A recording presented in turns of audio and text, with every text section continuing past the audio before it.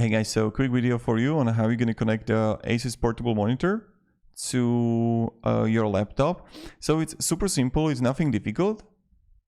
The one thing that you need to do is that you just need to connect it with the cable right there. So when you're going to have it, the ASUS Zen screen that right now I have here on it.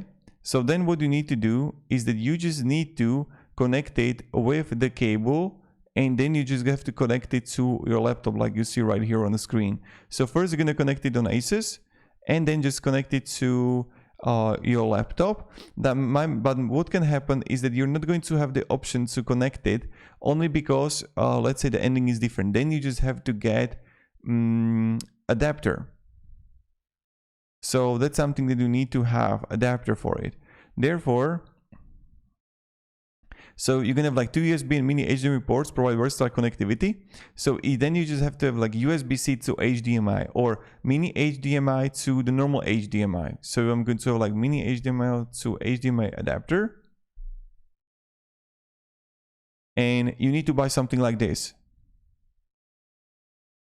So mini HDMI to HDMI, and then you just insert it to your laptop. That's how you're gonna do it.